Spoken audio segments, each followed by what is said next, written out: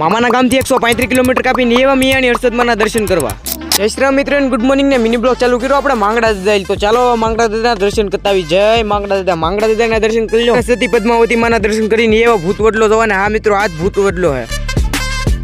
ભૂત વડલો જોઈને માંગડા દાદાના દર્શન કરીને નીકળી આટલા શનિદેવ સાઈડ.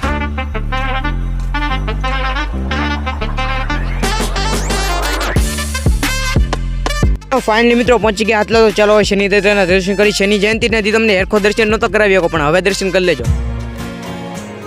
ફાઇનલી મિત્રો આજે શું દર્શન કર્યા અને શનિ દાદાના દર્શન કરીને હર હર મહાદેવના દર્શન કરી લો. મિત્રો વાયુ જોઈને શનિ દાદાના દર્શન કરીને હવે નીકળી મિયાણી સાઈડ ને હવે આવશું આપણે પોર. તો નીકળી હવે.